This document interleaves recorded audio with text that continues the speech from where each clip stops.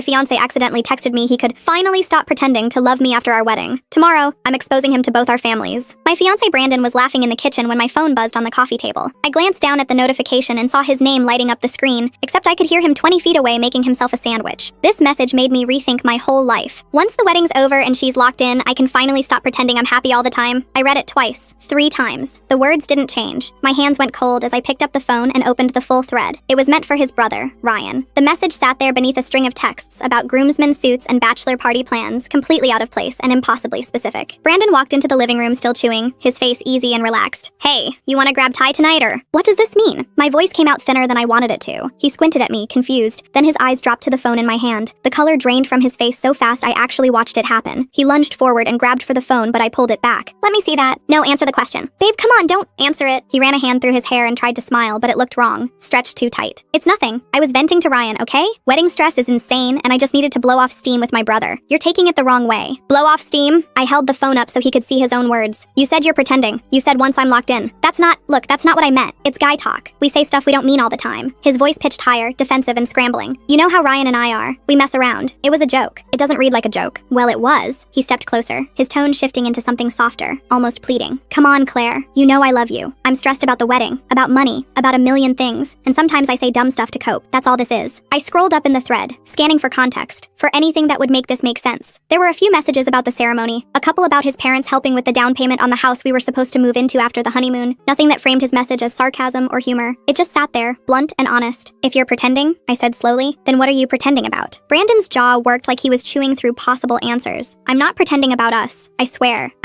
Weddings are a lot, okay? Everyone's always watching, always asking questions, and yeah, sometimes I feel like I have to perform. That's what I meant. Not about you, about everyone else. I stared at him. He stared back. The silence stretched until it felt like something physical sitting between us. That's not what you said. It's what I meant. You said once I'm locked in. That's just... He exhaled hard and looked at the ceiling. I don't know why I phrased it like that. I was being dramatic. Ryan and I talk like that sometimes. It doesn't mean anything. I wanted to believe him. Part of me was already reaching for reasons to explain it away, to smooth it over and pretend my stomach wasn't twisting into knots. But another part of me, the part that had been quietly cataloging every time he seemed distant during wedding planning, every time he brushed off my excitement about flowers or seating charts, every time his smile didn't quite reach his eyes, that part was screaming. I need you to leave, I said. What? Get out. Go to Ryan's or your parents or wherever. I need space to think. Brandon's face shifted through confusion, anger, and something close to panic before he finally grabbed his keys off the hook by the door. Claire, this is ridiculous. Get out. He left. The door clicked shut and I sat on the couch staring at his message until the screen went dark. Then I opened it again and read it 5 more times, like the words might rearrange themselves into something less devastating. My best friend Vanessa called an hour later. I'd texted her a screenshot with no explanation, and she'd apparently dropped everything to call me back. What am I looking at? Her voice was sharp, alert. Exactly what it looks like. He said this to Ryan? Yeah, meant for Ryan. Sent it to me by mistake. There was a pause. I could hear her breathing, processing. Claire, what the hell? He says it was venting, wedding stress, guy talk. That's not guy talk, that's... She stopped herself. What are you going to do? I don't know. Do you believe him? That it was just stress? I didn't answer right away. The question sat there and I realized I'd been avoiding asking myself the same thing. I don't think so. Then you need to cancel. You need to call this off. It's 3 weeks away, Ness. The deposits are down. My parents already paid for half the venue. His parents are flying in family from out of state. So what? You think you should marry someone who's counting down the days until you're trapped? Hearing her say it out loud made something crack open in my chest. I just need to think. She didn't push, but I could feel her disapproval through the phone. We talked for another 20 minutes, and by the end of it, I felt steadier. Like maybe I wasn't overreacting. Maybe this was as bad as it seemed. Brandon texted me around midnight. I'd been lying in bed scrolling through our old messages, looking for signs I'd missed. Can we please talk tomorrow? I hate that you're upset. I love you. I didn't respond. He showed up the next morning with flowers. Not a small bouquet. A massive arrangement of roses and lilies that probably cost more than our grocery budget for the week. He stood in the doorway holding them like a shield. Can I come in? I stepped aside and he walked past me, setting the flowers on the kitchen counter. They looked absurd there. Too big and too perfect. I'm sorry, he said. I'm really, genuinely sorry. I was an idiot for saying that to Ryan. I didn't mean it the way it sounded. Then how did you mean it? I told you. Wedding stress. I've been overwhelmed and I said something dumb to blow off steam. You said you were pretending. Not with you. Not about us. He moved closer, his expression soft and earnest. Claire, I love you. I want to marry you. I'm just exhausted from planning and dealing with family opinions and venue drama and all of it. Sometimes I feel like I'm performing for everyone else and it wears me out. That's what I meant. It sounded reasonable. It sounded like something I might even say myself on a bad day. But the words kept circling back to locked in, and I couldn't shake how deliberate that phrasing felt. Why did you say locked in? He hesitated. Just a beat, but I caught it. I don't know. Poor word choice. I wasn't thinking. It sounds like you think marriage is a trap. It's not. I don't. He reached for my hand and I let him take it, even though his palm felt wrong against mine. I'm sorry I scared you. I swear it was just me being dramatic with my brother. It doesn't mean anything about how I feel about you. I wanted to believe him. I wanted to fold this up and put it away and move forward with the wedding and pretend the message had never existed. But something in his eyes wouldn't hold hold still. Something kept darting away every time I tried to lock onto it. Okay, I said. His whole body relaxed. Okay? I need time to process this, but okay. He kissed my forehead and left a little while later, and the second the door closed, I felt like I could breathe again. The flowers sat on the counter smelling too sweet, almost cloying, and I shoved them into the corner where I wouldn't have to look at them. Vanessa called again that afternoon. Did he come by? Yeah, with flowers. Of course he did. Her tone was dry. What did he say? I summarized the conversation, and she listened without interrupting. When I finished, she was quiet for a long moment. Claire, you know I love you, right? Yeah, so I'm saying this because I care. That whole explanation sounds like garbage. I know. Do you? Because it sounds like you're convincing yourself to ignore this. I didn't have a good answer for that. She was right. I was already halfway to talking myself into believing Brandon's story because the alternative was too big and too messy and too close to the wedding. Just promise me you'll keep your eyes open, she said. If he's lying, he'll slip up again. That night, Brandon texted me a reservation confirmation for dinner at the restaurant where we'd had our first date. The message came with a string of heart emojis and a note about wanting to remind me why we worked. It felt calculated, not spontaneous or sweet, but carefully designed to manipulate my emotions. I stared at it for a long time before typing back a single thumbs up. He called the next morning while I was getting ready for work. Hey, I was thinking we could go look at that house again this weekend, the one near my parents. I know you liked it. I thought we were still deciding between that one and the condo downtown. Yeah, but the house makes more sense long term. And my parents are helping with the down payment, so it feels like the smarter move. There it was again. His parents. Money. The things that kept creeping into every conversation we had about the future. I'd noticed it before but always brushed it off as practical thinking. Now it felt like the only thing he cared about. Sure, I said. We can look. Great, love you. Love you too. I hung up and stared at my reflection in the bathroom mirror. The woman looking back at me seemed tired and smaller than I remembered. I thought about Vanessa's warning, about keeping my eyes open, about watching for him to slip up. And then I thought about his phone, sitting on the nightstand when he stayed over, and how easy it would be to look through it while he was in the shower. I didn't look at his phone that night. I talked myself out of it a dozen times, pacing the apartment after he texted me goodnight. Vanessa's voice kept playing in my head. Keep your eyes open. But snooping felt like crossing a line I couldn't uncross. If I found nothing, I'd feel guilty. If I found something, everything would blow up. I wasn't ready for either option. Brandon ramped up the sweetness over the next few days. He sent me good morning texts with coffee cup emojis. He brought lunch to my office, surprising me in front of my coworkers who all cooed about how thoughtful he was. He suggested we take dance lessons for the wedding, even though he'd shot down that idea months ago when I'd first brought it up. Every gesture felt like a performance, something choreographed to distract me from the message I couldn't forget. You seem off, he said one night over dinner. We were at the restaurant he'd picked, the one from our first date, and I'd barely touched my food. Are you still upset about the text? I'm fine. You're not fine. You've been quiet all week. He reached across the table and covered my hand with his. Talk to me. I just have a lot on my mind. Wedding stuff, among other things. He squeezed my hand. Claire, I need you to believe me when I say that message didn't mean anything. I was venting to Ryan about stress. That's it. I don't want this hanging over us. I'm trying. Are you? Because it feels like you're pulling away. The accusation landed wrong, defensive and sharp, like I was the problem for not getting over it fast enough. I pulled my hand back and picked up my fork, pushing pasta around my plate. I'm not pulling away, I'm processing. For how long? As long as it takes. His jaw tightened. He looked away, exhaling slowly through his nose like he was counting to 10. When he looked back, his expression had smoothed into something softer, more patient. Okay, I get it. I messed up and you need time. I just wish you'd let me fix this. You can't fix it by buying me dinner, Brandon. Then what do you want me to do? I didn't have an answer. What I wanted was to rewind 2 weeks and not read the message in the first place, to go back to planning the wedding without this pit in my stomach. But that wasn't an option. So I just shrugged and said, I don't know. We finished dinner in near silence. He paid the check and walked me to my car, kissing me goodnight like everything was normal. The second I drove away, I felt the weight of his attention lift off me, and I realized how exhausting it had been to sit across from him for 2 hours. My mom called the next day while I was at work. I let it go to voicemail twice before finally picking up on the third attempt. Claire, honey, I've been trying to reach you. Sorry, I've been busy. Too busy to talk to your mother? Her tone was light, but there was an edge underneath. I wanted to check in about the final head count. The venue needs numbers by next week. I know, I'll get it to you. Is everything okay? You sound distracted. I hesitated. My mom had been so excited about this wedding. More excited than I'd been in months, if I was being honest. She'd taken over half the planning, coordinating with Brandon's mom, booking vendors, managing RSVPs. Telling her something was wrong felt like pulling the foundation out from under her. Everything's fine, just wedding stress. Well, that's normal. Every bride gets nervous before the big day. She launched into a story about her own wedding jitters and I let her talk, making agreeable noises at the right moments. When she finally paused for breath, she added, Oh, and Brandon's mother called me yesterday. She mentioned that you and Brandon looked at that house again? Yeah, we did. She's so excited about helping with the down payment. It's very generous of them. There it was again. The down payment, the house, money tangled up in everything. Yeah, very generous. You don't sound enthusiastic. I'm just tired, Mom. She made a sympathetic noise and told me to get some rest, and we hung up. I sat at my desk staring at my computer screen, not seeing anything. The conversation felt like pressure building, like everyone around me was invested in this wedding moving forward, and I was the only one with doubts. Brandon stayed over that weekend. I didn't invite him, but he showed up Friday night with takeout and a bottle of wine, letting himself in with the key I'd given him months ago. He kissed me hello and started unpacking containers of Thai food, chattering about his week like nothing was wrong. Ryan's being a pain about the bachelor party, he said, handing me a plate. He wants to go to that place downtown, but it's way too expensive. I told him we should just do something low-key, but you know how he is. I nodded, only half listening. Brandon kept talking, filling the silence, and I realized he did that a lot. talked at me instead of with me. I couldn't remember the last time he'd asked about my day, my work, my thoughts on anything that didn't involve the wedding or the house. He spent the night. I lay awake beside him while he slept, staring at the ceiling and listening to him breathe. His phone was on the nightstand, screen down, and I thought about rolling over and picking it up. I could check while he was asleep, just a quick look to settle my nerves. But I didn't. I rolled onto my side, facing away from him, and tried to sleep. The next morning, he was in the shower when his phone buzzed. I was making coffee in the kitchen and heard it vibrate against the nightstand in the bedroom. Once, twice, 3 times in quick succession. My feet moved before my brain caught up, carrying me to the bedroom doorway where I could see the phone lighting up with notifications. I picked it up. The screen showed a preview of messages from Ryan. I couldn't see the full texts, just fragments. Did you talk to Dad about, and make sure she doesn't, and after the wedding we can... The shower shut off. I put the phone down exactly where I'd found it, screen down, and walked back to the kitchen. My pulse was hammering, but I focused on pouring coffee into 2 mugs, acting normal, pretending I hadn't just crossed a line. Brandon came out a few minutes later, dressed and smiling. Smells good. I handed him a mug. Your phone was buzzing. Looks like Ryan. Yeah? I'll check it later. He kissed my temple and took a sip of coffee. What do you want to do today? I have some errands to run. Want company? I'm good. You should probably get back to your place anyway. Don't you have that thing with your parents tonight? His smile faltered. You're kicking me out? I'm not kicking you out, I just need some space. Space? He set his mug down. Claire, we're getting married in 2 weeks. We're not supposed to need space. Well, I do. He stared at me for a long moment, something hard flickering behind his eyes. Then he nodded slowly. Fine, I'll go. He grabbed his keys and his phone and left without saying goodbye. The door closed harder than it needed to, and I stood in the kitchen holding my coffee mug, replaying the message fragments in my head. Make sure she doesn't